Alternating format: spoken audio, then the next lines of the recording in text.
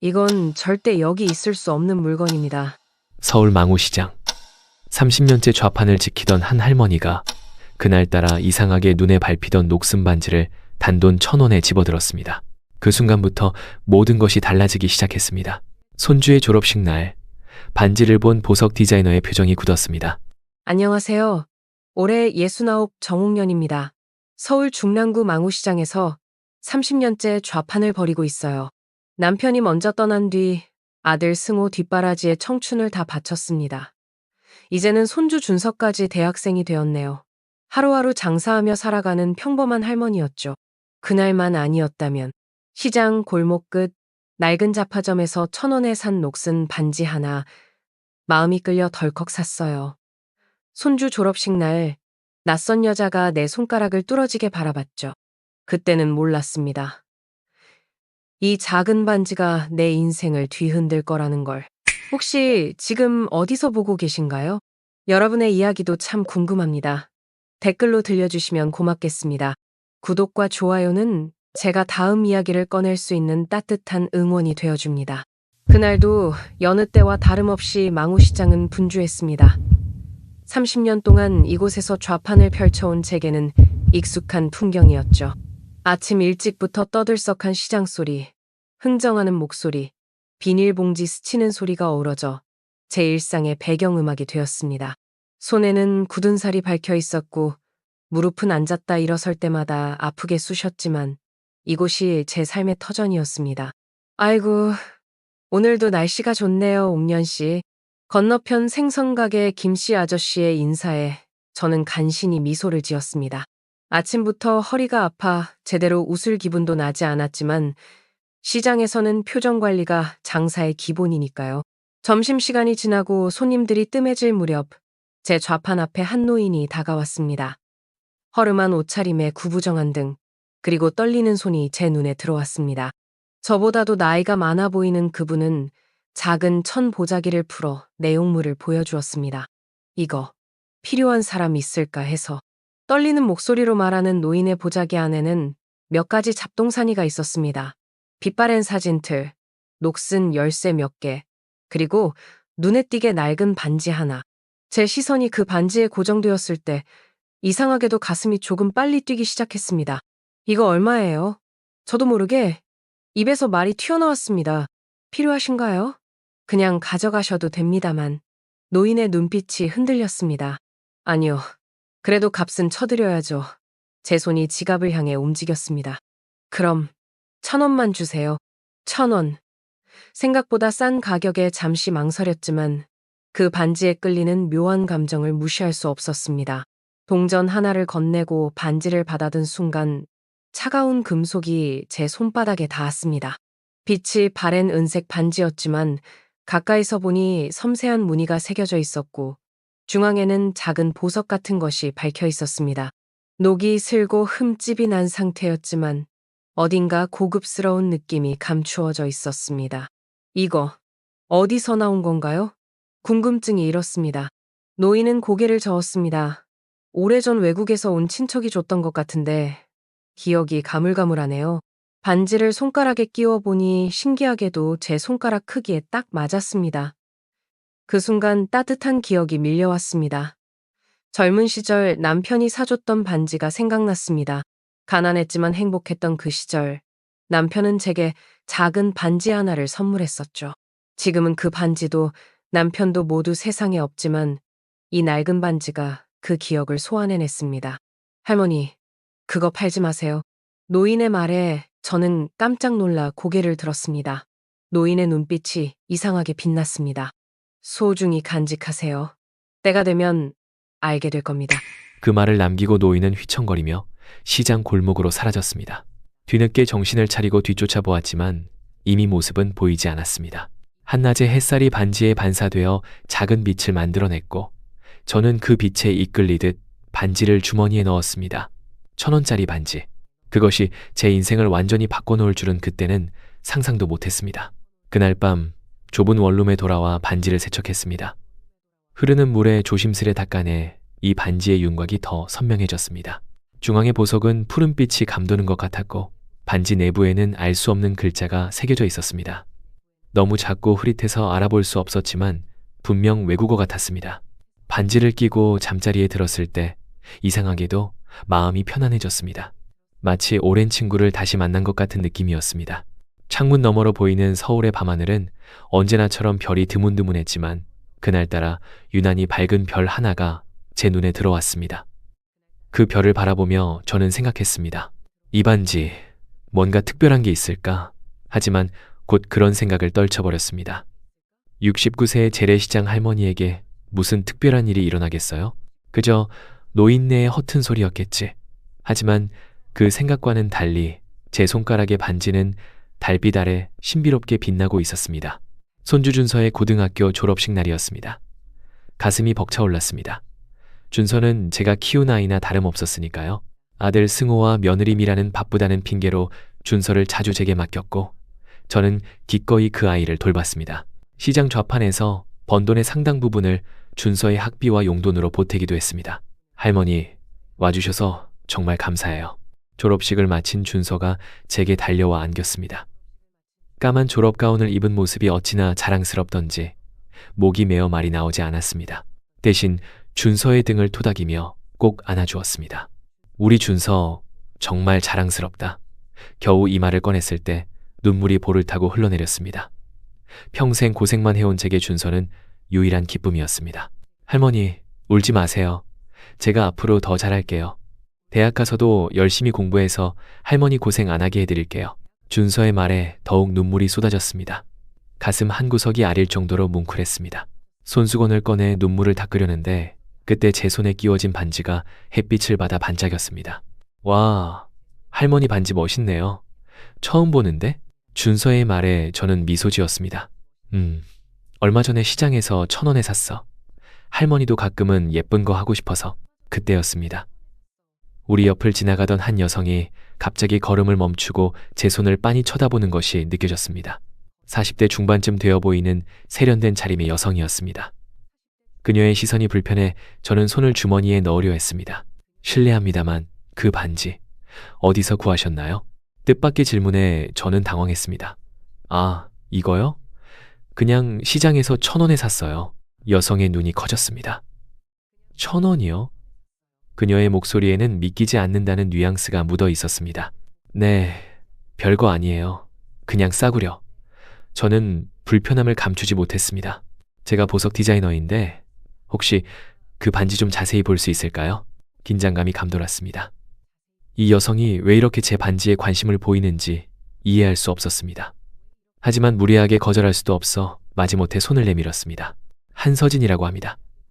명동의 백화점 보석 디자인 센터에서 일하고 있어요. 그녀는 명함을 건네며 말했습니다.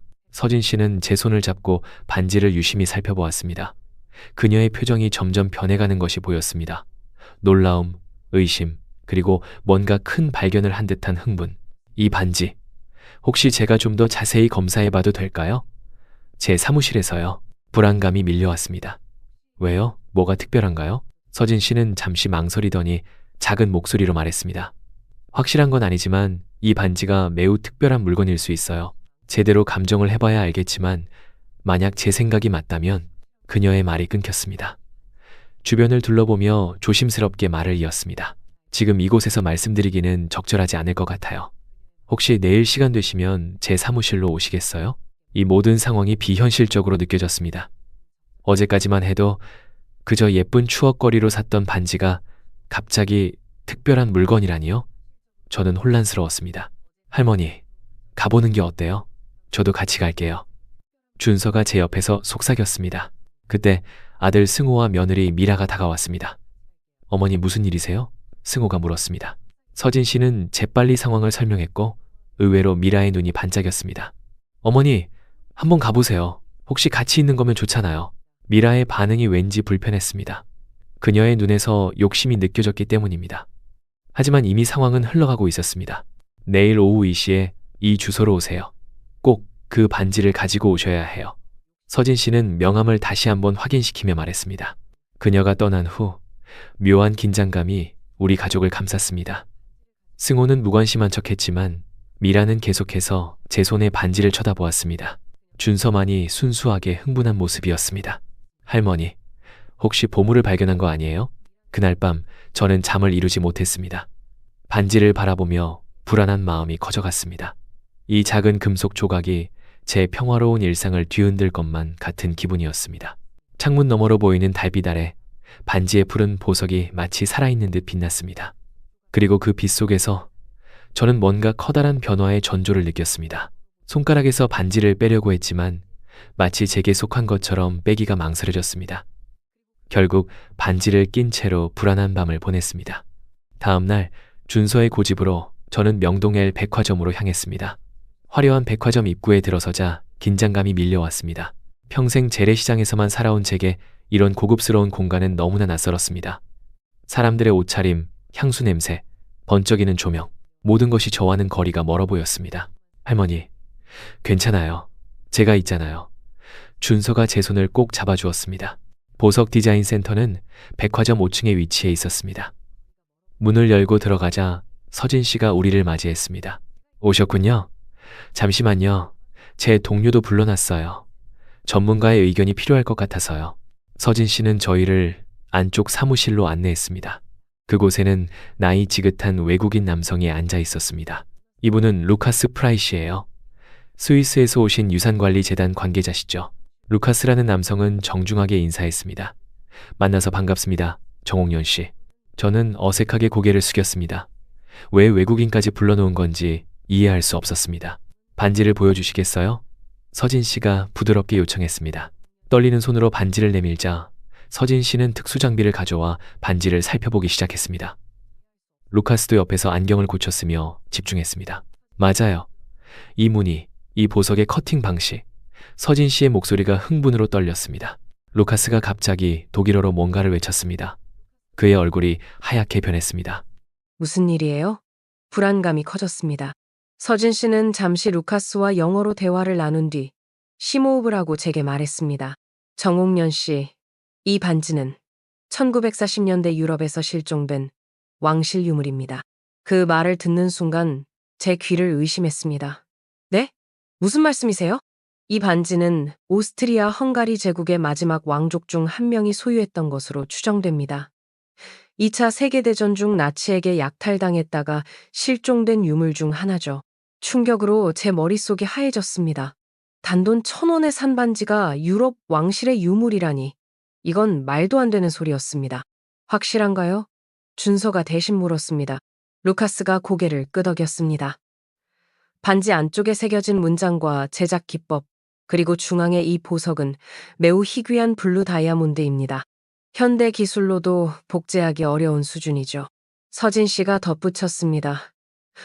이 반지는 역사적 가치만으로도 어마어마하지만 보석 자체의 가치도 수십억은 충분히 넘을 겁니다. 수십억. 그 말에 제 다리에 힘이 빠졌습니다. 준서가 재빨리 제 팔을 잡아주었습니다. 할머니, 괜찮으세요?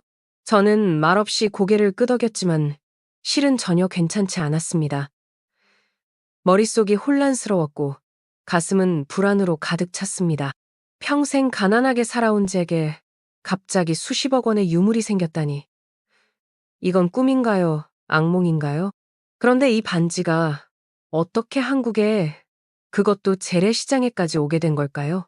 서진 씨가 고개를 갸웃거렸습니다. 루카스가 설명했습니다. 전쟁 중에 많은 유물이 약탈되고 밀거래되었습니다. 아마도 여러 손을 거쳐 동아시아까지 흘러들어온 것 같네요. 그럼 이제 어떻게 해야 하나요? 제 목소리가 떨렸습니다. 루카스는 진지한 표정으로 말했습니다. 법적으로 이 반지의 원소유권은 복잡한 문제입니다. 하지만 현재로서는 정옥년 씨가 합법적인 소유자입니다. 다만 그의 말이 끊겼을 때 갑자기 서진 씨가 비틀거리더니 의자에 쓰러졌습니다. 모두가 놀라 그녀에게 달려갔습니다. 괜찮으세요? 준서가 물었습니다. 서진 씨는 겨우 정신을 차리며 중얼거렸습니다. 죄송해요. 그냥 너무 충격적이어서. 제가 평생 찾던 유물인데. 루카스가 말을 이었습니다. 서진 씨는 유럽 왕가 유물 전문가입니다. 이 반지를 찾기 위해 수년간 연구해왔죠. 상황이 점점 더 비현실적으로 느껴졌습니다. 제 손에 들린 이 작은 금속 조각이 역사적 가치를 지닌 보물이라니 갑자기 반지가 무거워진 것 같았습니다. 일단 이 반지는 안전한 곳에 보관하는 것이 좋겠습니다. 루카스가 제안했습니다. 저희 재단에서 임시로 보관해 드릴 수 있습니다. 그 말에 본능적으로 저는 반지를 꼭 쥐었습니다. 아니요, 제가 가지고 있을게요. 루카스의 표정이 굳었습니다. 위험할 수 있습니다. 이런 유물의 존재가 알려지면 도둑이나 사기꾼들이 접근할 수 있어요. 그의 말이 맞다는 걸 알면서도 저는 반지를 놓고 싶지 않았습니다. 이상하게도 이 반지에 대한 애착이 생겼던 것 같습니다. 일단 더 조사할 필요가 있습니다. 서진 씨가 말했습니다. 정홍련 씨, 반지를 구입하신 그 노인분에 대해 더 알려주실 수 있나요? 저는 기억을 더듬었지만 그 노인에 대해 아는 것이 별로 없었습니다. 그냥 시장에 나타나서 짧게 얘기를 나누고 사라졌어요. 이름도 모르고. 루카스와 서진 씨는 서로 의미심장한 눈빛을 교환했습니다. 뭔가 더 알고 있는 것 같았지만 제게는 말해주지 않았습니다. 일단 오늘은 여기까지 하죠. 정홍련 씨, 앞으로 연락을 자주 드릴게요. 그리고 제발 조심하세요. 서진 씨의 말에는 진심 어린 걱정이 담겨 있었습니다. 백화점을 나서는 길, 준서가 제 손을 꼭 잡았습니다. 할머니, 이제 할머니는 부자가 되신 거예요? 저는 애써 미소 지었습니다. 글쎄, 그런 것 같기도 하고, 하지만 제 마음속에는 불안감이 가득했습니다.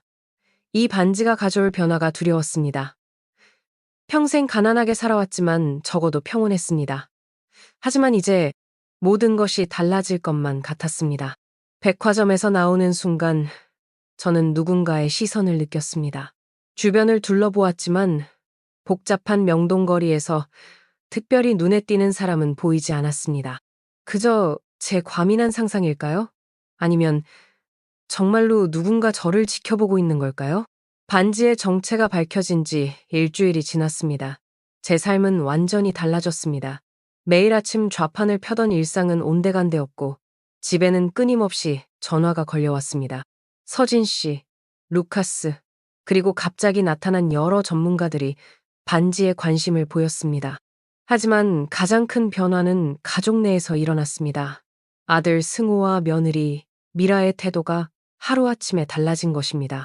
어머니, 이제 시장에 나가지 마세요. 몸 상하시잖아요. 미라가 상냥하게 말했습니다. 전에는 한 번도 제 건강을 걱정하지 않던 며느리였는데 갑자기 이렇게 변하니 마음이 불편했습니다. 어머니, 우리 집으로 이사 오세요. 그 작은 원룸에서 왜 사세요? 우리가 모시겠습니다. 승호도 갑자기 효자가 되었습니다. 저는 그들의 갑작스러운 친절이 반지 때문이라는 것을 알았습니다. 그들의 눈빛에서 욕심이 느껴졌습니다. 특히 미라는 자주 제 손에 반지를 쳐다보았습니다. 난 그냥 내 집에서 살란다. 30년 넘게 살아온 곳인데. 제 완강한 거절에 승호와 미라는 표정이 굳었습니다. 그들은 잠시 눈빛을 교환한 뒤 전략을 바꾸었습니다. 어머니, 그 반지가 진짜 비싼 거라면 팔아서 준서 유학도 보내고 어머니 노후도 편하게 해드릴 수 있잖아요. 미라가 조심스럽게 말을 꺼냈습니다. 그래요, 어머니. 그 반지 하나 때문에 위험할 수도 있어요. 도둑이 들면 어쩌려고요? 승호도 거들었습니다. 그들의 말에 분노가 치밀었습니다. 반지의 가치가 알려지기 전까지는 제 안전 같은 건 신경도 쓰지 않던 사람들이었습니다. 평생 고생하며 살아왔지만 그들은 한 번도 제 삶을 편하게 해주려 하지 않았습니다. 그런데 이제 와서 반지 때문에 난 아직 정신 멀쩡하니까 내 물건은 내가 알아서 할게. 단호하게 말했습니다. 그날 밤 아들 내외가 돌아간 후 준서가 찾아왔습니다. 할머니, 괜찮으세요? 아버지와 어머니가 할머니를 힘들게 해요. 준서의 진심 어린 걱정에 마음이 따뜻해졌습니다. 이 아마는 진짜 제 마음을 이해해주는 것 같았습니다. 괜찮아. 준서야. 할미는 강해. 준서가 뭔가 망설이다가 말했습니다. 할머니, 어제 우연히 부모님 대화를 들었어요. 아버지가 변호사와 상담했대요. 할머니가 치매 초기라고 주장하면 법적으로 재산 관리를 대신할 수 있다고. 그 말에 가슴이 철렁 내려앉았습니다. 제 아들이 저를 치매 환자로 몰아가려 한다고요? 배신감이 밀려왔습니다. 눈물이 차올랐지만 준서 앞에서 울고 싶지는 않았습니다. 그리고 준서가 더 낮은 목소리로 말했습니다. 어머니가 반지 사진을 찍어서 어디론가 보낸 것 같아요. 제가 어머니 핸드폰을 우연히 봤는데 충격이 밀려왔습니다. 미라가 반지 사진을 유출했다면 이미 위험한 사람들이 제 반지를 노리고 있을지도 모릅니다. 손이 떨려왔습니다. 다음 날 아침, 제 집 초인종이 울렸습니다. 문을 열자 낯선 남자 둘이 서 있었습니다. 정옥년 씨이신가요? 저희는 국제문화재단에서 왔습니다. 귀하께서 소유하신 유물에 대해 이야기를 나누고 싶습니다. 직감적으로 이 사람들이 진짜가 아니라는 것을 느꼈습니다. 공식 신분증도 없었고 눈빛에서 위험이 느껴졌습니다. 잘못 오셨어요. 그런 거 없어요. 문을 닫으려 했지만 한 남자가 발을 문틈에 끼웠습니다. 그렇게 쉽게 속이면 안 되죠. 우리는 당신이 가진 게 뭔지 정확히 알고 있습니다. 공포가 엄습했습니다. 다행히 그때 복도에서 이웃이 지나가는 소리가 들렸고 남자들은 마지못해 물러났습니다. 나중에 다시 오겠습니다. 준비해두세요. 떨리는 손으로 준서에게 전화했습니다. 준서는 즉시 달려왔고 곧 서진 씨와 루카스에게도 연락이 갔습니다. 정말 위험해졌네요. 루카스가 심각한 표정으로 말했습니다. 이제 반지를 안전한 곳에 보관해야 합니다. 서진 씨도 고개를 끄덕였습니다. 정옥년 씨, 제발 저희 말을 들으세요. 이건 단순한 보석이 아니라 역사적 유물입니다. 많은 사람들이 이것을 노리고 있어요. 마침내 저는 결단을 내렸습니다. 하지만 그것은 그들이 생각하는 방식과는 달랐습니다. 그날 밤 저는 준서를 불러 비밀 계획을 세웠습니다. 준서는 처음에는 놀랐지만 곧 제 결정을 이해하고 도와주기로 했습니다. 다음 날 아들 승호와 며느리 미라가 또다시 저를 찾아왔습니다. 이번에는 더욱 강경한 태도였습니다. 어머니, 이제 그만하세요. 어머니 혼자서는 그 반지 지킬 수 없어요. 저희에게 맡기세요. 승호가 거의 명령하듯 말했습니다. 맞아요, 어머니. 어제 낯선 사람들이 찾아왔다면서요? 얼마나 위험한데요?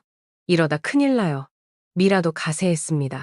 저는 한참을 침묵하다가 한숨을 내쉬었습니다. 알았다. 너희 말이 맞는 것 같구나. 승호와 미라의 눈이 반짝였습니다. 그들은 자신들이 승리했다고 생각한 것 같았습니다. 그런데 반지는 은행 금고에 넣어뒀어. 내일 함께 가서 찾자. 실망한 표정을 감추지 못하는 그들을 보며 속으로 쓴웃음을 지었습니다. 그들은 당장 반지를 손에 넣고 싶었던 것이 분명했습니다. 자, 이제 돌아가. 난 좀 쉬고 싶구나. 그들이 떠난 후 저는 서랍에서 작은 상자를 꺼냈습니다. 그 안에는 2개의 반지가 있었습니다. 하나는 진짜 반지, 다른 하나는 준서가 구해온 가짜 복제품. 거의 구분이 안 될 정도로 비슷했지만 자세히 보면 차이가 있었습니다. 할머니, 정말 이대로 괜찮으신 거죠? 준서가 걱정스럽게 물었습니다. 저는 고개를 끄덕였습니다. 이게 최선이야. 난 이미 결정했어. 밤새 잠을 이루지 못했습니다. 내일 있을 일을 생각하니 가슴이 뛰고 손이 떨렸습니다. 하지만 이것이 제가 할 수 있는 유일한 선택이었습니다. 더 이상 믿을 수 있는 사람이 없었습니다. 아들과 며느리는 제 재산을 노리고 서진 씨와 루카스도 진짜 의도를 알 수 없었습니다. 오직 준서만이 제 편이었습니다. 창문 너머로 보이는 달빛이 진짜 반지의 푸른 보석을 비추었습니다. 그 빛이 마치 저에게 말을 걸어오는 것 같았습니다. 너는 무엇을 원하니? 저는 그 질문에 대한 답을 이미 알고 있었습니다.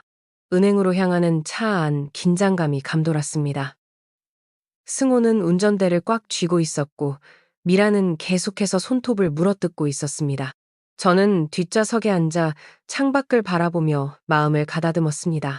어머니, 오늘 이후로는 모든 게 좋아질 거예요. 저희가 다 알아서 할게요. 미라가 달콤한 목소리로 말했습니다. 그 말에 쓴웃음이 나왔습니다. 그들이 말하는 좋아질 것이란 결국 그들의 주머니가 두둑해진다는 의미였으니까요. 은행에 도착해 금고실로 향했습니다. 준비해둔 가짜 반지가 든 상자를 꺼내 그들에게 보여주었습니다. 여기 있구나. 상자를 열자 반지가 반짝였습니다. 승호와 미라의 눈이 욕심으로 번들거렸습니다. 미라가 재빨리 반지를 집어들었습니다. 이제 어떻게 할까요? 바로 감정사에게 가볼까요? 미라가 흥분된 목소리로 물었습니다. 그러자 내가 아는 사람이 있어. 승호가 대답했습니다. 그들은 너무 흥분한 나머지 제 의견은 묻지도 않았습니다. 마치 제가 그 자리에 없는 것처럼 대화를 이어갔습니다. 그런데 어머니한테는 얼마를 드릴까? 미라가 작은 목소리로 물었지만 제 귀에 들렸습니다. 그냥 평소처럼 용돈 주면 되지. 어차피 어머니가 그 돈을 어디에 쓰겠어? 승호의 차가운 대답이 가슴을 찔렀습니다. 은행을 나와 그들은 저를 집에 데려다 주었습니다. 현관에서 저는 그들에게 말했습니다. 이제 됐니? 난 피곤하니 들어가서 쉴게. 네, 어머니, 걱정 마세요. 저희가 다 알아서 할게요. 승호가 대답했습니다. 문을 닫고 안으로 들어오자 기다리고 있던 준서가 달려왔습니다. 할머니, 어떻게 됐어요? 계획대로 됐어. 그들은 가짜 반지를 가져갔어. 준서의 얼굴에 안도의 표정이 스쳤습니다. 진짜 반지는요? 저는 목걸이를 꺼내 보여주었습니다. 끈에 달린 작은 주머니 안에 진짜 반지가 있었습니다. 이걸 항상 몸에 지니고 있을 거야. 누구도 모르게. 그날 오후 예상대로 전화가 왔습니다. 승호의 목소리가 분노로 떨렸습니다. 어머니, 이게 무슨 짓이에요? 이 반지. 가짜라고요. 무슨 소리니? 그게 내가 가지고 있던 반지인데. 저는 침착하게 대답했습니다. 거짓말 마세요. 감정사가 이건 최근에 만든 복제품이라고 했어요. 승호가 소리쳤습니다. 그럴 리가 없는데 제가 모르는 척했습니다. 어머니가 진짜 반지를 숨겼죠? 어디 있어요? 미라의 날카로운 목소리가 들렸습니다. 난 모르겠다. 내가 가진 반지는 그것밖에 없었어. 전화가 끊겼습니다. 얼마 지나지 않아 현관문을 두드리는 소리가 들렸습니다. 준서가 문을 열자 승호와 미라가 화가 난 얼굴로 들어왔습니다. 어머니, 장난치지 마세요. 진짜 반지 어디 있어요? 승호가 다그쳤습니다. 내가 모른다니까. 혹시 누가 바꿔치기 한 건 아닐까? 저는 무고한 표정을 지었습니다. 누가요? 어머니 말고 누가 그럴 수 있겠어요? 미라가 소리쳤습니다. 저는 한숨을 내쉬었습니다. 왜 이렇게 화를 내니? 그냥 싸구려 반지일 뿐인데. 싸구려라고요? 어머니도 알잖아요. 그게 얼마나 가치 있는 건지. 승호의 얼굴이 붉게 변했습니다. 그럼 너희가 훔쳐간 반지가 가짜라는 증거가 있니? 저는 조용히 물었습니다. 그 말에 두 사람의 표정이 굳었습니다. 그들은 반지를 훔쳐가려 했다는 사실을 스스로 인정할 수 없었으니까요. 우리가 언제 훔쳤다고 그래요? 어머니가 직접 주신 거잖아요. 미라가 발끈했습니다. 그래, 내가 줬지.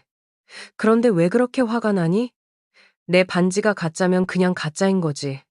저는 그들의 눈을 똑바로 쳐다보았습니다. 두 사람은 말문이 막혔습니다. 그들은 제가 진짜 반지를 숨겼다고 확신했지만 그것을 증명할 방법이 없었습니다. 게다가 반지를 돈으로만 본다는 사실을 스스로 드러내고 말았습니다. 어머니, 왜 이러세요? 우리가 어머니 위해서 그런 건데. 승호가 억울한 듯 말했습니다. 그 말에 참았던 분노가 폭발했습니다. 나를 위해서 30년 동안 시장에서 고생할 때는 어디 있었니? 내가 아플 때, 외로울 때는 어디 있었어? 단지 그 반지 때문에 갑자기 효자 행세를 하다니. 목소리가 떨렸습니다. 눈물이 왈칵 쏟아졌지만 이번에는 슬픔이 아닌 분노의 눈물이었습니다. 할머니, 준서가 제 곁으로 다가와 어깨를 감쌌습니다. 침묵이 흘렀습니다. 승호와 미라는 할 말을 잃은 채 서 있었습니다. 그들의 계획이 무너진 것이 분명했습니다. 이제 가줬으면 좋겠구나. 난 피곤하다. 저는 등을 돌렸습니다. 어머니, 이대로 끝내실 겁니까? 승호가 물었습니다. 그래, 이대로 끝이다. 너희가 원하는 건 나가 아니라 반지라는 걸 이제 분명히 알았으니까. 두 사람은 마지못해 집을 나갔습니다. 문이 닫히자마자 저는 의자에 털썩 주저앉았습니다. 긴장이 풀리자 온몸에 힘이 빠졌습니다. 할머니, 정말 대단하세요. 준서가 존경의 눈빛으로 말했습니다. 저는 약하게 웃었습니다. 준서야, 할미가 이렇게 강한 줄 몰랐지? 진짜 반지가 담긴 주머니를 만지작거리며 생각에 잠겼습니다. 이제 무엇을 해야 할까요? 이 반지는 제게 큰 부를 가져다 줄 수 있지만 동시에 큰 문제도 가져왔습니다. 가족과의 관계는 이미 돌이킬 수 없이 망가졌습니다. 하지만 이상하게도 마음은 가벼웠습니다. 마치 오랫동안 짊어지고 있던 무거운 짐을 내려놓은 것 같았습니다. 진실이 드러났고 이제 저는 자유로웠습니다. 할머니, 이제 어떻게 하실 거예요? 준서가 물었습니다. 글쎄, 아직 모르겠어. 하지만 이 반지의 진짜 주인을 찾아야 할 것 같구나. 창문 너머로 보이는 하늘은 맑았습니다. 마치 폭풍이 지나간 후처럼 평온했습니다. 저는 깊은 숨을 들이쉬었습니다. 이제 제 선택으로 새로운 길을 걸어갈 시간이었습니다. 반지의 진짜 주인을 찾기로 결심한 후 저는 서진 씨와 루카스에게 연락했습니다. 그들에게 모든 상황을 설명하고 진짜 반지를 보여주었습니다. 정말 현명하신 결정이었어요. 서진 씨가 감탄했습니다. 많은 분들이 그런 가치 있는 물건을 발견하면 놓지 못하는데 루카스도 고개를 끄덕였습니다. 이 반지의 역사적 가치는 금전적 가치를 훨씬 뛰어넘습니다. 정옥년 씨 같은 분이 이 반지를 발견한 것은 행운이었습니다. 그들의 칭찬에 부끄러워졌습니다. 사실 처음에는 저도 반지의 가치에 사로잡혔었으니까요. 하지만 가족의 모습을 보며 깨달았습니다. 돈과 욕심이 얼마나 사람을 변하게 하는지를. 이 반지의 진짜 주인은 누구인가요? 저는 물었습니다. 루카스가 설명했습니다. 오스트리아 헝가리 제국의 마지막 왕족 후손들이 있습니다. 하지만 이건 단순한 소유권의 문제가 아니라 역사적 유산의 문제입니다. 저희 재단에서는 이런 유물을 원래 소속된 문화권으로 돌려보내는 일을 합니다. 그럼 이 반지는 박물관에 가게 되나요? 그렇습니다. 오스트리아빈의 역사박물관에서 이 반지의 행방을 오랫동안 추적해왔어요. 서진 씨가 대답했습니다. 며칠 후 저희는 함께 스위스로 향했습니다. 루카스의 재단이 있는 루체른이라는 작은 마을이었습니다. 평생 해외여행을 한 번도 해본 적 없던 제게는 모든 것이 신기했습니다. 알프스 산맥의 웅장한 풍경, 깨끗한 호수, 오래된 건물들, 마치 동화 속 세계 같았습니다. 재단 건물에 도착하자 여러 전문가들이 저희를 기다리고 있었습니다. 그들은 경외의 눈빛으로 반지를 살펴보았습니다. 정말 놀랍습니다. 80년 동안 실종되었던 유물이 한국의 재래시장에서 발견되다니 한 전문가가 감탄했습니다. 저는 그들에게 반지를 건넸습니다. 손에서 떠나가는 순간 이상하게도 마음이 홀가분해졌습니다. 마치 무거운 짐을 내려놓은 것 같았습니다. 정옥년 씨, 이 반지를 돌려주신 것에 대한 보상이 있습니다. 루카스가 말했습니다. 저는 고개를 저었습니다. 필요 없어요. 제가 1,000원에 산 물건인데 보상은 바라지 않습니다. 하지만 루카스가 말을 이으려 했지만 저는 단호하게 거절했습니다. 돈이 중요한 게 아니에요. 이 반지가 원래 있어야 할 곳으로 돌아가는 게 더 중요하죠. 그들은 놀란 표정으로 저를 바라보았습니다. 아마도 제 결정이 이해가 안 갔을 것입니다. 평생 가난하게 살아온 노인이 수십억 원의 보상을 거절한다니 누가 이해할 수 있을까요? 하지만 저는 확신이 있었습니다. 이 반지가 제게 가르쳐준 가장 중요한 교훈은 돈이 아니었습니다. 사람의 진심과 가치관, 그리고 진정한 행복이 무엇인지를 깨달은 것이었습니다. 단, 한 가지 부탁이 있어요. 제가 말했습니다. 무엇인가요? 루카스가 물었습니다. 제 손주 준서가 유럽에서 공부할 수 있도록 도와주세요. 장학금 같은 것으로요. 루카스는 미소 지었습니다. 그건 약속드릴 수 있습니다. 저희 재단에서는 매년 장학생을 선발하는데 준서 군을 특별 전형으로 고려하겠습니다. 귀국 비행기 안에서 저는 창밖으로 펼쳐진 구름을 바라보았습니다. 손가락에는 이제 반지가 없었지만 마음은 그 어느 때보다 충만했습니다. 할머니, 정말 괜찮으세요? 그렇게 큰 보상금을. 준서가 걱정스럽게 물었습니다. 저는 미소 지었습니다. 정말 괜찮아. 할미는 이제 깨달았어. 진정한 보물은 돈이 아니라 마음이라는 걸. 준서의 눈에 감동의 빛이 어렸습니다. 할머니, 정말 존경해요. 한국에 돌아온 후, 저는 다시 망우시장으로 돌아갔습니다. 30년 동안 지켜온 제 자리, 제 삶의 터전으로요. 하지만 이번에는 조금 다른 마음가짐이었습니다. 시장 상인들에게 제 결정을 이야기하자 모두가 놀라워했습니다. 옥년 씨, 미쳤어요? 그렇게 큰 돈을 거절하다니. 김씨 아저씨가 소리쳤습니다. 저는 웃으며 대답했습니다. 돈보다 중요한 게 있어요. 제 마음의 평화, 그리고 이웃과의 정. 그날부터 저는 시장에서 번 돈의 일부를 지역 복지관에 기부하기 시작했습니다.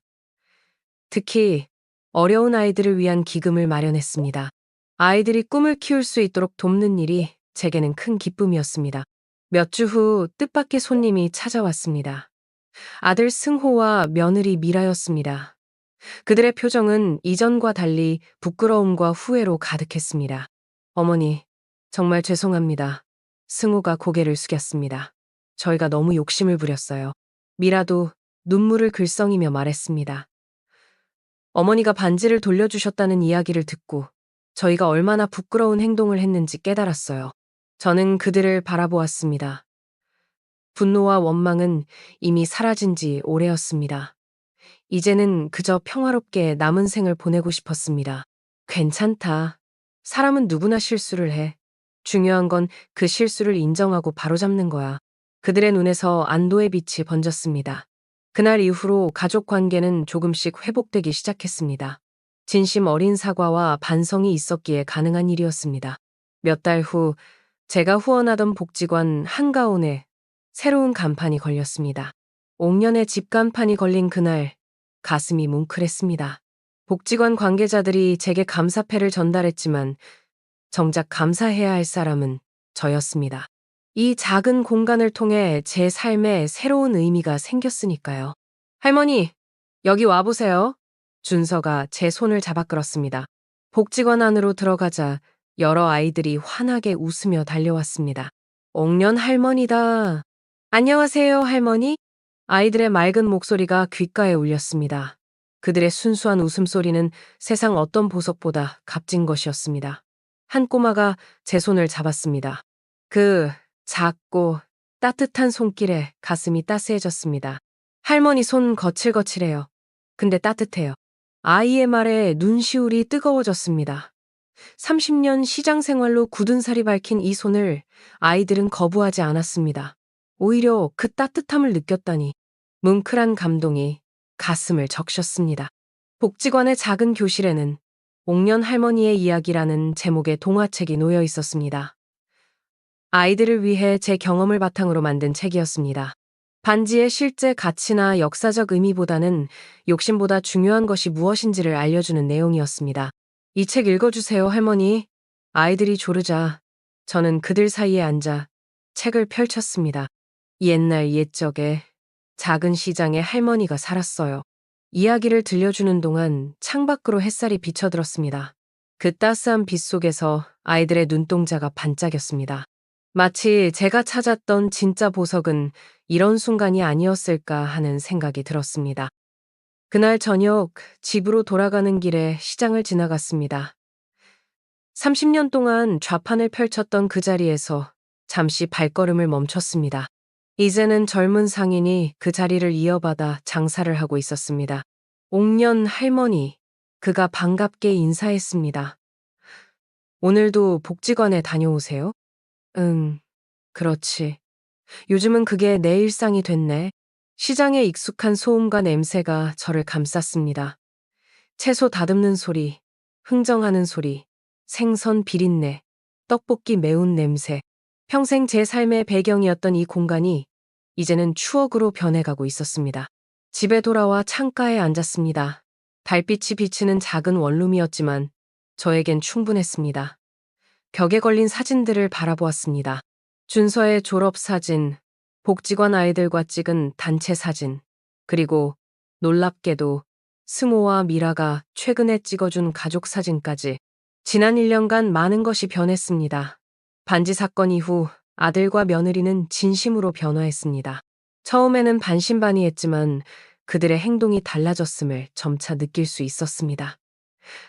매주 한 번씩 저를 찾아와 식사를 함께하고 가끔은 복지관 일도 돕기 시작했습니다.